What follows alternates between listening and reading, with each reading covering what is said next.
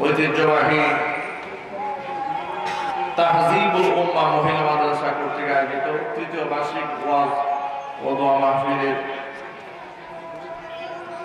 আজকের এই পবিত্র আয়োজনের সম্মানিত সভাপতি সাহেব, আমন্ত্রিত হাজারাত, উলামায়ে কেরাম, মুরব্বিয়ান ইজরাম, অত্র এলাকা এবং পার্শ্ববর্তী এলাকার বিভিন্ন প্রান্ত থেকে ছুটে আসা দিন দরদি, ঈমানদার, পরহেজগার, মুত্তাকি মুসলিম ভাইরা, পর্দার অন্তরালে আমাদের সকলের শ্রদ্ধা ভাজন পর্দানিশীল মা এবং বোনেরা, মহান আল্লাহ রাব্বুল আলামিনের দরবারে আলিশানে লাখ কোটি শুকরিয়া আদায় করছি যে মহান আল্লাহ তাবারক ওয়া তাআলা মুসলিম উম্মার এই ক্লান্তি লগ্নে হাজারো প্রতিকূলতাকে উপেক্ষা করে করোনাকালীন মহামারীর সময়ে সুস্থতার নিয়ামত দান করে আল্লাহ সুবহানাহু ওয়া তাআলা কোরআনের মাহফিলে বসে কোরআন সুন্নাহ থেকে আলোচনা শোনার সুযোগ আল্লাহ পাক আমাদেরকে করে দিয়েছেন। এজন্য আপনারা খুশি না বেজার? কম না বেশি? উচ্ছ্বসিত কণ্ঠে খুশি মনে মন প্রাণ উজাড় করে আল্লাহ সুবহানাহু ওয়া তাআলার শেখানো ভাষায় শুকরিয়া আদায় করছি। জবান ছেড়ে দিয়ে সকলে একযোগে বলছি আলহামদুলিল্লাহ। রব্বানা লাকাল হামদ হামদান কাসীরা তাইয়িবান মুবারাকান ফীহি। রব্বানা লাকাল হামদু কামা ইয়ানবাগি লিজালালি ওয়াজহিকা ওয়া আযীমি সুলতানিকা। আল্লাহ সুবহানাহু ওয়া তাআলা আজকের মাহফিলকে কবুল করুন। আমিন। এই পাশ থেকে আওয়াজ নাই, এই সাইডে আওয়াজটা দেন তো। মাইকের অপারেটর কোথায়? এই জায়গায় তো কোনো আওয়াজই নেই। এই সাইডটাতে স্টেজে আওয়াজ নাই। আল্লাহ সুবহানাহু ওয়া তাআলা আজকের মাহফিলের ওসিলা করে অত্র অঞ্চলের সর্বস্তরের মানুষকে হেদায়েতে কামিলা নসিব করেন। এই মহিলা মাদ্রাসাকে আল্লাহ পাক কিয়ামত পর্যন্ত কবুল করুন। মাদ্রাসার সমস্ত হাজাত এবং জরুরত আল্লাহ পাক তার গায়বে খাজানা থেকে মিটিয়ে দিন। এটি একটি মহিলা মাদ্রাসার মাহফিল। ইসলাম এমন একটি অনন্য অসাধারণ ধর্ম, যে ধর্মে জ্ঞান এই অর্জনের এত বেশি গুরুত্ব আরোপ করা হয়েছে। এখানে নারী এবং পুরুষকে বিভাজন করা হয় না। নবী করিম সাল্লাল্লাহু আলাইহি ওয়াসাল্লাম বলেছেন, তালাবুল ইলমি ফরিদাতুন আলা কুল্লি মুসলিমিন ওয়া মুসলিমা। প্রত্যেক মুসলিম নর-নারীর জন্য জ্ঞান অর্জন করা, ইলম অর্জন করা ফরজ। এখানে ইলমের গুরুত্ব আরোপ করতে গিয়ে আল্লাহর হাবিব যেভাবে পুরুষকে শামিল করেছেন, সেভাবে নারীকেও শামিল করেছেন।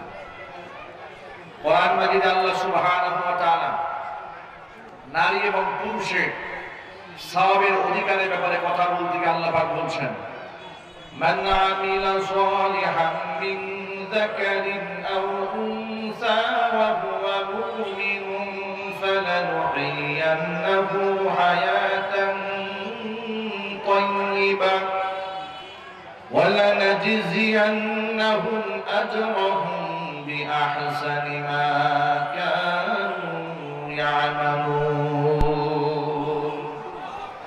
ভালো কাজ ইমানের সাথে যেই করুক, নারী হোক কিংবা পুরুষ, ইমানের সাথে যদি ভালো কাজ করে তাকে আমি দুটি পুরস্কার দেব। একটা পুরস্কার দেব দুনিয়াতে, আরেকটা পুরস্কার দেব আখিরাতে। দুনিয়ার পুরস্কার হচ্ছে ফালানুহইয়ান্নাহু হায়াতান তাইয়্যিবা, তাকে আমি উত্তম জিন্দেগি উপহার দেব। কিয়ামতের মাঠে আমলের হাজার গ্রেড মার্ক থাকবে, মধ্যম পন্থার আমল, নিম্ন মানের আমল, সমস্ত মার্কগুলোকে ভেঙে দিয়ে সর্বোচ্চ মানের মর্যাদায় উত্তীর্ণ করে তাকে আমি জান্নাত দান করে দেব। এখানে আল্লাহ পাক নারী এবং পুরুষ উভয়কেই শামিল করেছেন। কোরআন মাজিদে আল্লাহ সুবহানাহু ওয়া তাআলা যেভাবে নারীদের অধিকারে, পুরুষের অধিকারের কথা বলেছেন, নারীদের অধিকারের কথা বলেছেন। নারীদেরকে কোনো ক্ষেত্রে অবমূল্যায়ন করা হয়নি ইসলামে। তাদের পৈতৃক সম্পত্তির মধ্যে অধিকার আল্লাহ পাক প্রতিষ্ঠিত করেছেন। নারী জন্মের পর সন্তান হিসেবে তার অধিকার ইসলাম প্রতিষ্ঠিত করেছে। কন্যা হিসেবে তার অধিকার প্রতিষ্ঠিত করা হয়েছে। স্ত্রী হিসেবে অধিকার প্রতিষ্ঠিত করা হয়েছে। মা হিসেবে তাকে তো সীমাহীন মর্যাদায় প্রতিষ্ঠিত করা হয়েছে। এভাবে সকল ক্ষেত্রে নারীদের সমহান মর্যাদা শরিয়াতে ইসলাম প্রতিষ্ঠিত করে দিয়েছে। আল্লাহ সুবহানাহু ওয়া তাআলা আমার মা বোনদেরকে শরীয়তের বিধিবিধানগুলো মেনে চলে নিজের মর্যাদাকে অটুট রাখার তৌফিক দান করেন। জোরে বলা আমিন। জান্নাতে যেভাবে নারীরা হবে, পুরুষরাও জান্নাতে হবে, নারীরাও হবে। জাহান্নামে পুরুষরাও হবে, নারীরাও হবে। তবে আল্লাহর হাবিব সাল্লাল্লাহু আলাইহি ওয়াসাল্লাম বলেছেন যে হে নারীরা, ইন্নী উরিতুকুন্না আকসারা আহলিন নার, আমাকে দেখানো হয়েছে জাহান্নামের অধিকাংশ মানুষদেরকে আমি দেখেছি পৃথিবীর নারীরা অধিকাংশ ক্ষেত্রে জাহান্নামে হয়েছে। নারীরা জাহান্নামে হওয়ার পেছনে বড় যে দুটো কারণ হাদিস শরীফের মধ্যে পাওয়া যায়। এক হচ্ছে তাকফুরনাল আশি, স্বামীর নাফরমানি করা। আরেকটা হচ্ছে তাকফুরনাল লানা, অধিক পরিমাণ অভিসম্পাদ দেওয়া এবং লানত পেশ করা। মাইকের আওয়াজ বাহিরে যাচ্ছে, অসংখ্য মিডিয়া কথাগুলো কভারেজ দিচ্ছে, রেকর্ড হচ্ছে। এই কথাগুলো আমার মা বোনরা শুনতে পাবেন। আমি আমার মা বোনদের জন্য অল্প কয়েকটা কথা বলবো। আল্লাহর হাবিব সাল্লাল্লাহু আলাইহি সাল্লাম বলেছেন, আল্লাহ পাক আমাকে জান্নাত জাহান্নাম দুটোই দেখিয়েছেন। আমি যখন জাহান্নামের দিকে উঁকি মারলাম, ইত্তলাতু ফিন্নার, জাহান্নামের দিকে যখন উঁকি মারলাম, ফারাআইতু আকসারা আহলিন নিসা, সেখানে জাহান্নামের মধ্যে আমি অধিকাংশ নারী দেখতে পেয়েছি। জোরে জোরে বলেন নাউজুবিল্লাহ। নারীরা বেশি যাওয়ার পেছনে বড় দুটো কারণ। এক হচ্ছে স্বামীর নাফরমানি করা, আরেক হচ্ছে অধিকতর লানত পেশ করা। ভাইরা আমার, নারীদের জন্য আল্লাহ সুবহানাহু ওয়া তাআলা জান্নাত কিভাবে সহজ করেছেন লক্ষ্য করেন।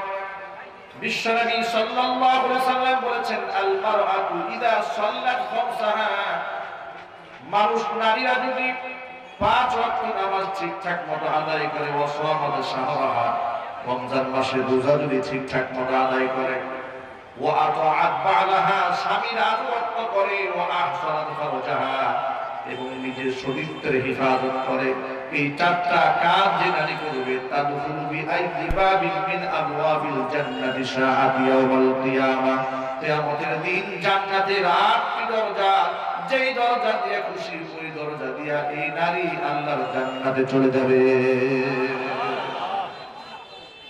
এক নাম্বার হচ্ছে তাকে নামাজি হতে হবে। 2 নাম্বার স্বামীর প্রতি আনুগত্যশীল হতে হবে। 3 নাম্বার সতীত্বের হিফাজতকারী হতে হবে। অবশ্যই রমজান মাসে রোজা রাখতে হবে। এই কাজগুলো যদি আমার মা বোনরা করতে পারে, তাহলে সেই নারী জান্নাতি নারী। জোরে বলেন সুবহানাল্লাহ। বিশ্বনবী সাল্লাল্লাহু আলাইহি সাল্লাম বলেন, আফদালু নিসাই আহলিল জান্নাত, জান্নাতে যত নারীরা প্রবেশ করবে তাদের মধ্যে 4 জন নারী হচ্ছে সবচেয়ে শ্রেষ্ঠ। কয়জন? সবাই বলেন না কয়জন? 4 জন নারী হচ্ছে জান্নাতের সমস্ত রমণীদের মধ্যে সর্দারতম রমণী, শ্রেষ্ঠতম রমণী। এদের মধ্যে 1 নাম্বার হচ্ছে খাদিজা রাদিয়াল্লাহু তাআলা আনহা, 2 নাম্বার হচ্ছে হযরতে ফাতিমাতুজ জাহরা রাদিয়াল্লাহু তাআলা আনহা, 3 নাম্বার হচ্ছে হযরতে মারিয়াম, 4 নাম্বার ইমরাত ফিরাউন আসিয়া। এই 4 জন মহিষী নারী জান্নাতে যত নারীরা ঢুকবেন তাদের মধ্যে এই 4 জন নারীর মর্যাদা সবার উপরে থাকার কারণটা কি? এই 4 জন নারীর ইতিহাস বলে দেখেন, খাদিজা রাদিয়াল্লাহু তাআলা আনহার মতো স্বামী ভক্ত মানুষ এই জমিনের মধ্যে খুঁজে পাওয়া যাবে না। আল্লাহর নবী সাল্লাল্লাহু আলাইহি সাল্লাম মা খাদিজার ইন্তিকালের পরে এত বেশি কাঁদতেন, আয়েশা রাদিয়াল্লাহু তাআলা আনহা একদিন দুঃখ করে বলে ফেললেন, নবীজি ইন্নাহা কানাত আজুজাতান, একজন বৃদ্ধা মহিলা ছিল খাদিজা, তার জন্য আপনি এত কাঁদেন? এর থেকে উত্তম সুন্দরী রূপবতী গুণবতী নারীকে আল্লাহ পাক আপনার জীবনে উপহার দেয়নি? বিশ্বনবী রহমতের নবী মায়ার নবী আবেগ আপ্লুত হয়ে বলেছিলেন, ওয়াল্লাহি মা আবদালানি আল্লাহু খায়রান মিনহা।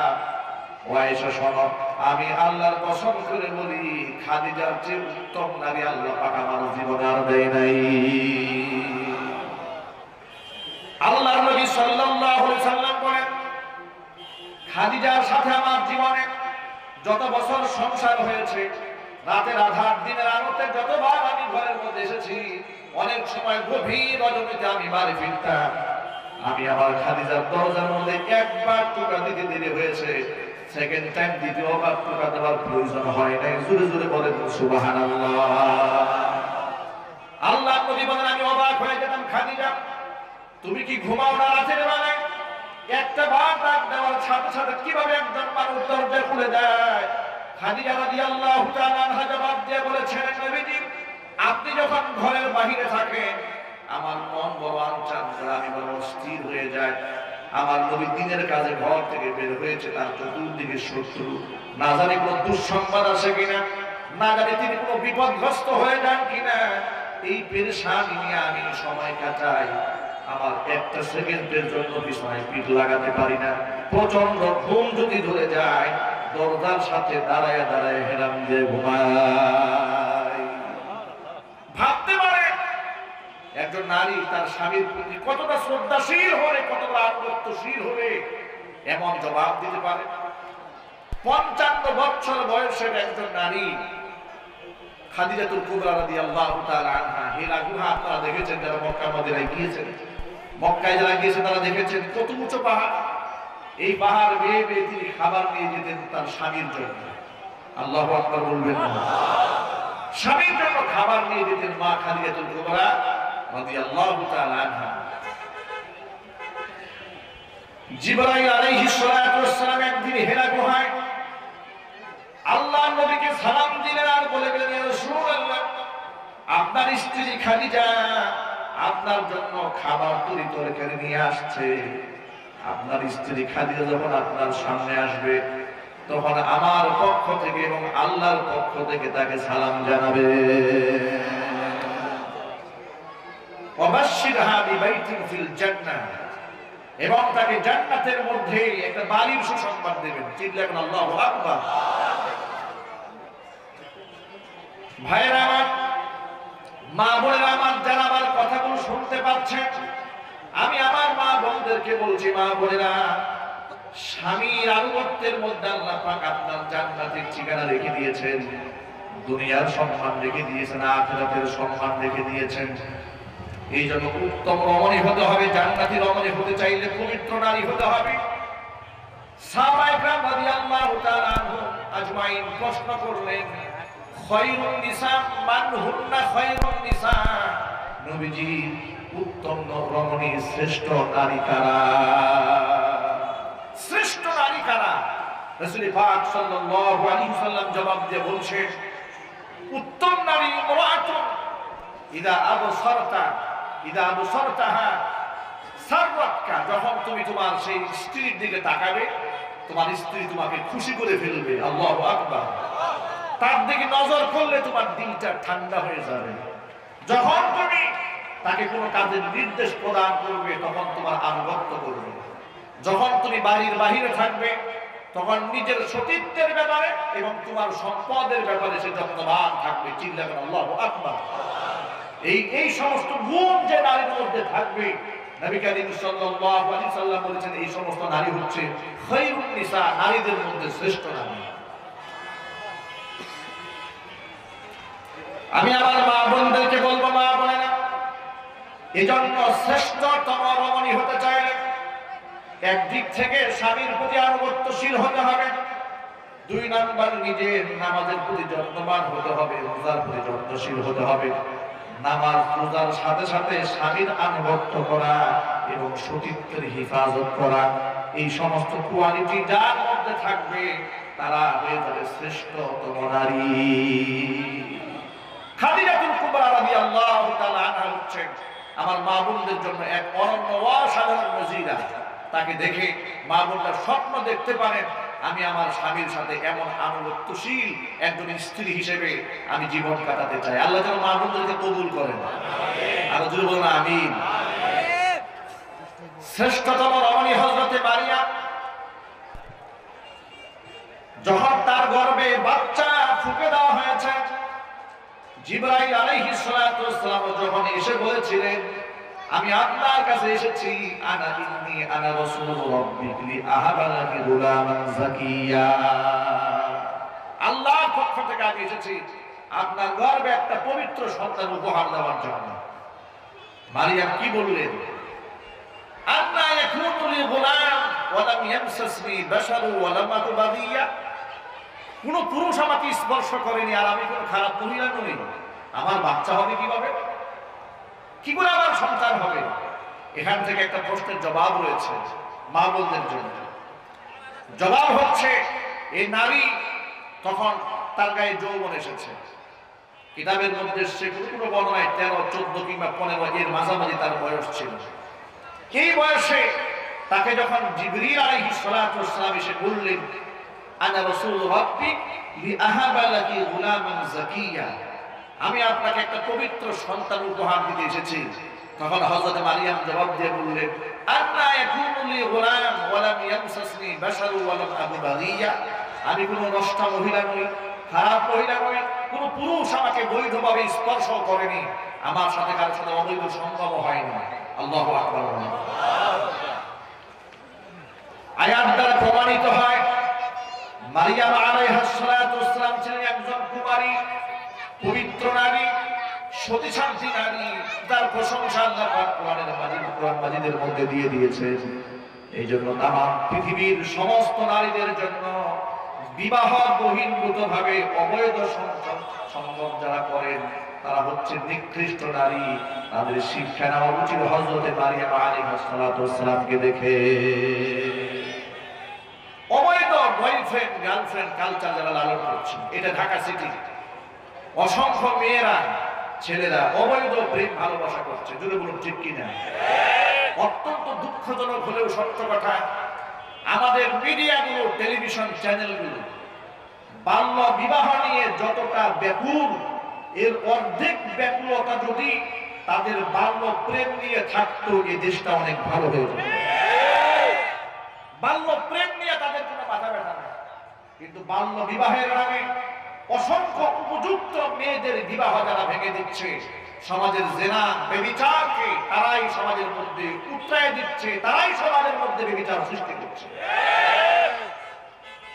একটা মেয়ের যখন 16-17 বছর বয়স হয়ে যায়, তখন তার বিবাহের উপযুক্ত হতে বাকি থাকে।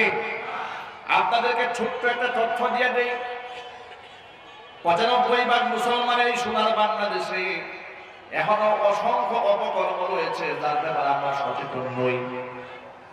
বাল্য বিবাহের ধোঁয়া তুলে অসংখ্য পবিত্র বন্ধনকে নষ্ট করে দেওয়া হয়। 18 বছর আগে মেয়েকে বিবাহ দেওয়াই যাবে না, কিন্তু আপনি জানেন না এই বাংলাদেশে আবার ভিন্ন রকম আইন রয়েছে। সেক্স ওয়ার্কার, যৌনকর্মী যারা আছে, যৌন পল্লীতে যারা দেহ আদান প্রদান করেন, সেই নারীদের জন্য আইন হচ্ছে একটা মেয়ে যদি 12 বছর বয়স হয়ে যায় তাহলে সে যৌনকর্মী হতে পারে। আর আস্তে আস্তে নাউজুবিল্লাহ। আচ্ছা, এই আইনগুলো কারা তৈরি করলো? ব্রিটিশরাই আইন তৈরি করেছে। সে আইন এখনো পর্যন্ত বাংলাদেশে চলছে। 12 বছর হয়ে গেলে তিনি পতিতা হতে পারবেন, কিন্তু 14 বছর 16 বছর হলেও তিনি বিবাহিতা স্ত্রী হতে পারবেন না। এরকম জুলুম চলছে বিধায় আনুষ্কার মতো অসংখ্য মহিলা ধর্ষিতা হয়েছে, তাদেরকে গলা টিপে হত্যা করা হচ্ছে।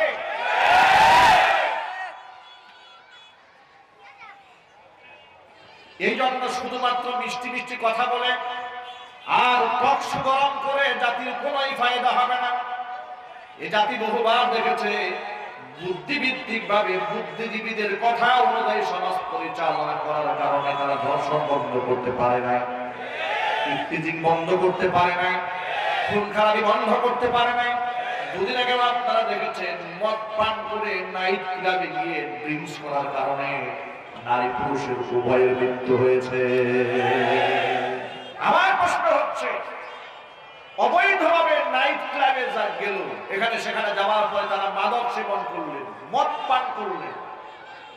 সাংবাদিকরা বললেন, ডাক্তাররা বললেন যে বিষাক্ত মদ পান করার কারণে এদের মৃত্যু হয়েছে। আমার প্রশ্ন হচ্ছে, যে সমস্ত বারে এই সমস্ত বিষাক্ত মদ বিক্রি করা হয়, সেখানে যাওয়ার কারণে যদি আমার সন্তানটা মারা যায়, মৃত্যু কুলেতে ঢলে পড়ে, তাহলে গোটা দেশ থেকে তো দাবি উঠা উচিত এই সমস্ত মদের বারগুলো রাষ্ট্রীয়ভাবে আইন করে নিষিদ্ধ করতে হবে। কিন্তু এই কথাটা কেউ বলে না। উপরে উপরে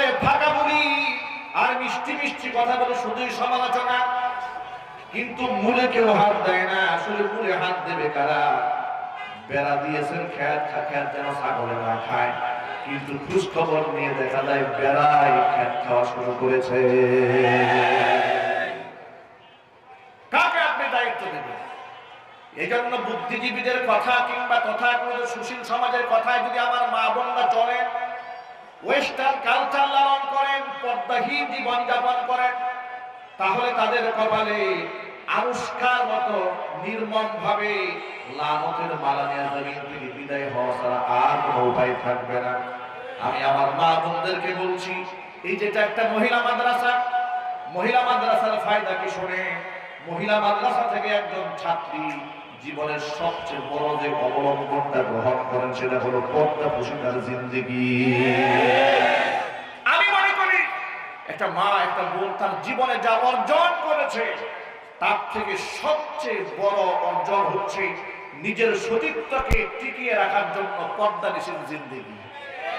এর থেকে বড় অবলম্বন, এর থেকে বড় পুরস্কার, এর থেকে বড় অর্জন একজন নারীর জীবনে আর হতে পারে না। এই কথার সাথে কি আপনারা একমত আছেন?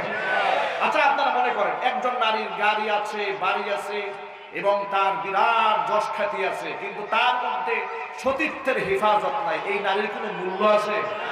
যদি বলতে হবে আছে, হ্যাঁ আছে। লম্পটদের কাছে এই নারীর মূল্য আছে। যদি বলতে হবে ঠিক কিনা? মাতালদের কাছে নারীর মূল্য আছে, নেশাখোরদের কাছে নারীর মূল্য আছে, কিন্তু সত্যবাদী ইমানদার পুরুষের কাছে এবং নিকৃষ্ট মহিলার কোনো মূল্য থাকতে পারে না। চারজন জান্নাতের শ্রেষ্ঠ রমণী, একজন হচ্ছে খাদিজা রাদিয়াল্লাহু তাআলা আনহা, একজন হচ্ছে হযরত মারিয়াম আলাইহিস সালাতু ওয়াস সালাম, আরেকজন হচ্ছে ফাতিমাতুজ জাহরা রাদিয়াল্লাহু তাআলা আনহা। যত ভাইরা আমার কথা শুনতে পাচ্ছেন, মা বোনরা বয়ান শুনতে পাচ্ছেন, আমি আমার মা বোনদেরকে বলি, মা বোনেরা আপনার স্বপ্ন দেখবেন আমি ফাতিমাতুজ জাহরা রাদিয়াল্লাহু তাআলা আনহার মতো জীবন যাপন করব। তিনি জান্নাতি রমণীদের সর্দারিনী, আবেদা জাহেদা, এমন গভীর পর্দানিশীল তিনি ছিলেন, আপনারা শুনে অবাক হয়ে যাবেন। শ্বাসসজ্জা তো নরমালি তিনি এমনিতেও কখনো তেমন একটা গ্রহণ করতেন না, তবে স্বামীর সামনে পরিপাটি থাকতেন। সুবহানাল্লাহ। স্বামীর সামনে তিনি পরিপাটি থাকতেন। আমাদের দেশের মা বোনদের অবস্থা হচ্ছে স্বামীর সামনে থাকে কাজের বুয়ার মতো, ঠিক কিনা? স্বামী তার চেহারার দিকে তাকালেই মেজাজটা খারাপ হয়ে যায়। আর যখন বান্ধবীর বাসায় যাবে, এরপরে ফুফাতো বোনের বিয়েতে যাবে, খালাতো বোনের বিয়ের অনুষ্ঠানে যাবে, তখন দেখবেন এত সাজুগুজু করবে যে বেচারা স্বামী এত কষ্ট করে তাকে গহনা দিয়েছে, তাকে পরে দেখায় না, কিন্তু রিক্সাওয়ালাকে ঠিকই দেখাচ্ছে। এরকম মনে হয় অঞ্চলে হয় না? রিক্সাওয়ালাকে দেখাচ্ছে, কুলি মজুর ঠেলাওয়ালাকে দেখাচ্ছে, অত্র অঞ্চলের সমস্ত মানুষকে দেখাচ্ছে। এই সাজ সজ্জা কি পরপুরুষকে দেখানোর জন্য? বলুন। আচ্ছা, একটা মানুষ, আপনারা কষ্ট পাচ্ছেন না তো? বিবেকের দুয়ারে প্রশ্ন করেন।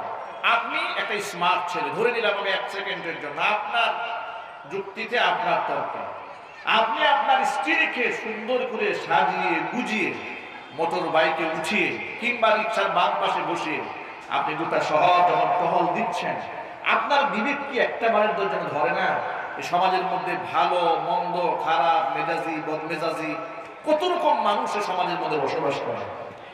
কথা বলেন ঠিক কি?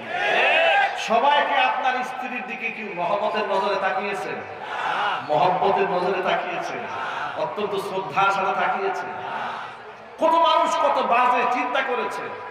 এই যে একজন পুরুষকে আপনি গুনাহগার বানালেন, অসংখ্য মানুষের অন্তরের মধ্যে শয়তানি ওয়াসওয়াসা সৃষ্টি করে দিলেন, এই জন্য দায়টা কার? একটু কি ভেবেছেন? আপনার স্ত্রীকে দেখে কে শীষ দিল, আপনি তেলে বেগুনে জ্বলে উঠলেন, বীর বাহাদুরের মতো আপনি প্রতিবাদ করার জন্য দাঁড়ালেন। আপনি যদি এখানে ফল খুলে রাখেন, একটা যদি আপনি ছিলে রাখেন এর মধ্যে মাছি বসবে, এটা একটা স্বাভাবিক ব্যাপার। কথা বলেন ঠিক কিনা? খাবার আপনাকে ঢেকে রাখতে হবে, ঢেকে না রাখলে ধুলোবালি আসবে, ময়লা আসবে, মাছি আসবে। আপনি আপনার স্ত্রীটাকে যদি অবাধে খোলামেলা করে রাস্তায় আপনি হাঁটান, অসংখ্য লম্পট এই সমাজে ঘুরে বেড়ায়, অনেক মাদক সেবী আছে, মাদকাসক্ত আছে, তারা ঘুরে বেড়ায়, তাদের চরিত্রের কোনো বাড়াই নাই। তারা আপনার স্ত্রীকে দেখে লোলুপ দৃষ্টিতে তাকাবে এবং সুযোগ পেলে আপনার অনুপস্থিতির ধর্ষণ করার চেষ্টা করবে। এই জন্য ধর্ষণের এই পরিবেশটা আপনি সৃষ্টি করবেন।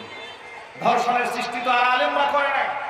আজকে সমাজে যে সমস্ত বুদ্ধিজীবীরা গোটা দেশের মধ্যে যখন ধর্ষণ মহামারী দেখা দিয়েছিল, যারা বলেছিল ওয়াজ মাহফিলের কারণে নাকি দেশে ধর্ষণ বেড়েছে, নাউযুবিল্লাহি মিন যালিক, এমন একটা ঘটনা বাংলাদেশে খুঁজে পাওয়া যাবে না কোনো আলেমের বয়ান শুনে তারা ধর্ষণ করতে মনে চেয়েছে। কিন্তু যারা নোংরা ওয়েব সিরিজ বানিয়ে এই যুবকদের চরিত্রকে বরবাদ করে দিচ্ছে, এই সমাজটাকে ধ্বংসের দ্বার প্রান্তে যারা পৌঁছে দিচ্ছে, অবৈধ প্রেম ভালোবাসাকে নাটকে, সিনেমাতে, সিরিয়ালে প্রমোট করে আমার এই তরুণ তরুণী প্রজন্মের ভাইদেরকে, বোনদেরকে ধ্বংসের দ্বার প্রান্তে পৌঁছে দিচ্ছে, আমি মনে করি দেশের প্রত্যেকটা ধর্ষণের জন্য এই সমস্ত মিডিয়া কর্মীদেরকে জবাবদিহিতার কাজ করাতে হবে। এরই সমাজের মধ্যে নোংরামি এবং অশ্লীলতা ছড়িয়ে দেবে। এরা আবার সুযোগ পেলে বুরকার বিরুদ্ধে কথা বলে, যদি বলেন ঠিক কিনা? এরাই সুযোগ পেলে বুরকার বিরুদ্ধে কথা বলে। আলেমরা যখন নারীদের পর্দার কথা বলে তাদের বড় অ্যালার্জি শুরু হয়ে যায়। অ্যালার্জির পিছনে যথেষ্ট কারণ আছে। তখন তারা নারীদের অধিকারের নামে নারীদেরকে যেমন খুশি তেমন রাস্তায় চলার পক্ষে বক্তব্য দাঁড় করায়। এর পিছনে কারণটা শুনে পৃথিবীর কোন শিয়াল, মুরগি, একজন গৃহস্থের ঘরের মধ্যে বন্দী থাকবে, পৃথিবীর পুরো শিয়াল এটা চায় না। শিয়াল চায় মুরগির স্বাধীনতা। যদি বলতে হবে ঠিক কিনা? কয়েকদিন আগে ফেসবুকে দেখো না, মুরগি শিয়ালের পিঠে 3টা মুরগি নিয়ে শিয়াল মিছিল করছে যে আমরা এই মূর্তির এই মুরগির বন্দি ছাড়া আর দেখতে চাই না বাংলাদেশে, আমরা তাদেরকে স্বাধীন দেখতে চাই। আপনারা বলেন শিয়াল যখন মুরগির স্বাধীনতার স্লোগান দেয় এর মধ্যে রহস্য আছে না নাই? আর যদি বলতে হবে আছে না নাই? বিরাট রহস্য থাকে। তথাকথিত সুশীল সমাজ নারী স্বাধীনতার নামে, নারীর ক্ষমতার নামে, নারীর অধিকারের নামে যখন বুরকার বিরুদ্ধে কথা বলে তাদের বিরাট দুর্বিসন্ধি থাকে। তারা এই নারীকে ভোগ করার এক নিকৃষ্ট মন মানসিকতা এদের পরিচার বলে। এই জন্য আমার মা বোনদেরকে বলবো, মা বোনেরা, ওদের পাতানো ফাঁদের মধ্যে পা দেওয়া যাবে না। ধ্বংস হবে দুনিয়া, ধ্বংস হয়ে যাবে আখিরাত। আমি আমার মা বোনদেরকে মা সম্বোধন করে বলছি, আজকে যারা অবৈধ প্রেম ভালোবাসা করে বয়ফ্রেন্ডদের বুগল দাবা করে পার্কে ঘুরে বেড়া, একটুখানি বিবেকটা খাটা। আজকে আপনি তার যৌন দাসীর পরিণত হয়েছেন। বয়ফ্রেন্ড গার্লফ্রেন্ড মানেটা কি? বয়ফ্রেন্ডের কাছে একটা গার্লফ্রেন্ড যৌন দাসী ছাড়া কিছু না। চিল্লায় বলেন ঠিক কিনা? আপনি কি করে ভাবলেন আপনার বয়ফ্রেন্ডের চরিত্র সম্পর্কে আপনার ধারণা নাই? যিনি আপনাকে বিবাহ ছাড়াই তার বেডরুমে নিয়ে যেতে চায় সে আপনার বন্ধু হবে কি করে? সে শত্রু ছাড়া কিছু নয়। আর আপনি তার উপর ভরসা করে আছেন। বিবেকটা কাজে লাগা। আপনি তো মায়ের জাত, আপনার তো বিরাট সম্মান। আজকে আপনি আপনার বয়ফ্রেন্ডের যৌনকর্মী হয়ে আছেন, যৌন ক্ষুধার নিবারণের জন্য পাত্রী হয়ে আছেন। কিন্তু সেদিন তো বেশি দূরে নয়, আপনি তো পৃথিবীর সবচেয়ে সম্মানিত স্থান, মায়ের স্থানটা দখল করবেন। আপনার সন্তানের দৃষ্টিতে আপনি কোন কাতারে দাঁড়াবেন? কথা বলেন ঠিক কিনা? কোন লজ্জা আপনি আপনার সন্তানের সামনে দাঁড়াবেন? আপনি এজন্য আমি আমার মা বোনদেরকে বলছি, মা বোনেরা, সময় আছে এখনো নিজেকে শুধরাবার, সময় আছে এখনো নিজেকে গুছিয়ে নেওয়ার। এখনই তওবা করেন। আজকের এই বয়ানের সাথে সাথে আপনি তওবা করে নেন। আল্লাহ পাক আমার মা বোনদেরকে খাস পর্দা করার তৌফিক দান করুন। জোরে বলেন আমিন। শুধু মা বোনদেরকে দায়িত্ব দিলে হবে না, যত পুরুষ ভাইরা এখানে আছেন আমাদের সকলের দায়িত্ব আছে না নাই? আরো যদি বলেন, আল্লাহর হাবিব বলেন, আলা কুল্লুকুম রাঈন ওয়া কুল্লুকুম মাসউলুন আন রাইয়াতিহি। তোমরা প্রত্যেকেই দায়িত্বশীল, প্রত্যেকের দায়িত্বের ব্যাপারে কিয়ামতের ময়দানে আল্লাহর আদালত তোমাকে জবাবদিহিতা করতে হবে। যত বাবারা এখানে আছেন, যাদের মেয়ে আছে, কাকার হাত দেখি আমি। আমার মেয়ে আছে আলহামদুলিল্লাহ, মাশাআল্লাহ, অনেকের মেয়ে আছে, হাত নামান। আমার মেয়েদেরকে আমরা বেপরদায় ছাড়বো না, আমরা বলি ইনশাআল্লাহ। রাজি আছেন? এখানে বিবাহিত আছেন, বউ আছে ঘরে, কাকার হাত দেখি। যারা বিবাহ করেছেন, অনেকে উচ্চা করে না, কি আরেকটা করে ধান্দা আছে নাকি? মাশাআল্লাহ মাশাআল্লাহ, অনেকের বউ আছে, হাত নামান। নিজের স্ত্রীকে আমরা পর্দা করবো, আমরা বলি ইনশাআল্লাহ। এবার যারা বিবাহ করেননি তারা আপনার হাত তোলেন। যারা কুমার আছেন, মাশাআল্লাহ মাশাআল্লাহ, হাত নামান। পর্দানিশী স্ত্রী নিজের ঘরে আনবেন এবং যৌতুক ছাড়া আনবেন, ইনশাআল্লাহ বলেন। এখন একটা পরীক্ষা হয়ে যাবে, এখানে বিবাহিত এবং অবিবাহিত দুটো শ্রেণী এখানে আছে। আমি এখন এনার্জি দেখতে চাই, বিবাহিতদের মধ্যে এনার্জি বেশি নাকি অবিবাহিতদের মধ্যে? এই পরীক্ষা কি হবে? হবে। কম্পিটিশনে প্রস্তুত? এখন প্রথমে যারা অবিবাহিত তাদের একটা স্লোগান হবে, লিল্লাহি তাকবীর। এটা অবিবাহিতদের স্লোগান। এখন যারা বিবাহিত আছে তাদের পালা, লিল্লাহি তাকবীর। এখন জিতলো কারা? বিবাহিতরা জিতে গেছে। বিবাহিতরা সবসময় বিজয়ীদের কাতার দখল করে ফেলে, কথা বলুন ঠিক কিনা? যারা বিবাহ করেননি তারা অনতিবিলম্বে বিবাহ করে ফেলবেন ইনশাআল্লাহ। বিজয়ের কাতারে আপনাদেরকেও সামিল হতে হবে। রাজি আছেন? নাকি বুড়ো বয়সে বিবাহ করবেন? আমি ইতিমধ্যে শুনতে পেলাম এই চড়াই এবং এই অঞ্চলে নাকি বুড়া বয়সে বিবাহ করার প্রচলন, মানে মোটামুটি যৌবন শেষ হওয়ার পালা, তখন নাকি বিবাহের বয়স হয়। নাউজুবিল্লাহ, একটু জোরে বলেন, আর চিল্লায় বলেন নাউজুবিল্লাহ। একটা হাদিস শোনায় দেই, বিশ্বনবী সাল্লাল্লাহু আলাইহি সাল্লাম বলেছেন, ইয়া মাশারাশ শাবাব, হে যুবকেরা, মান ইসতাতাআ মিনকুমুল বাআতা ফালইয়াতাযাওয়াজ ফাইন্নাহু আগাদ্দু লিল বাসারি ওয়া আহসানু লিল ফারাজি। হে যুবকেরা, যাদের বিবাহ করার সামর্থ্য আছে, স্ত্রীকে মহর দিতে পারবে কিংবা ভরণ পোষণ দিতে পারবে, তারা যেন তোমরা বিবাহ করে নাও। কি হবে বিবাহ করলে? ফাইন্নাহু আগাদ্দু লিল বাসারি, বিবাহ করলে চোখের হেফাজত হবে, ও আহসানু লিল ফারাজি, লজ্জাস্থানের হেফাজত হবে। জোরে জোরে বলেন সুবহানাল্লাহ। বিবাহের মধ্যে লাভ আছে না নাই? আরো জোরে, কম না বেশি? বিরাট লাভ রয়েছে বিবাহতে। আর যদি বুড়া বয়সে বিবাহ করেন, বিরাট মুসিবত আছে। মুসিবত আছে না নাই? আমার এক দুঃসম্পর্কের আত্মীয় বুড়ো বয়সে বিবাহ করেছে। জওয়ান স্ত্রীকে নিয়ে উনি সিএনজিতে উঠেছে, ওনার দাড়ি চুল মোটামুটি সাদা হয়ে গেছে। তো সিএনজি থেকে নেমে একটা দোকানে যাচ্ছে, এমন সময় সিএনজির ড্রাইভার তিনি খুব বিরক্ত হয়ে যাচ্ছেন, তাকে তাড়াতাড়ি নামিয়ে দিয়ে চলে যাবে। উনি বুঝতে পারে না যে উনি কাকে নিয়ে আসছেন সিএনজিতে। সিএনজিতে বসে থাকেন মহিলাকে বলে যে আপনার আব্বাকে তাড়াতাড়ি বলেন যেন ভাড়াটা দিয়ে দেয়।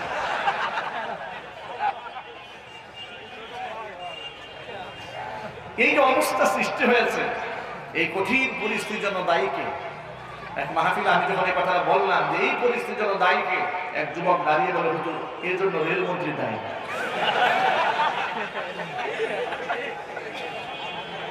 এই জন্য যুবকেরা যদি সময় মতো বিবাহ না করেন, বুড়ো বয়সে বিবাহ করবেন, বাচ্চাকে নিয়ে হেঁটে যাবে, লোকেরা বলবে আপনার দাদাকে বলেন টাকাটা দিয়ে দিতে, বিরাট মুসিবতে পড়ে যাবে।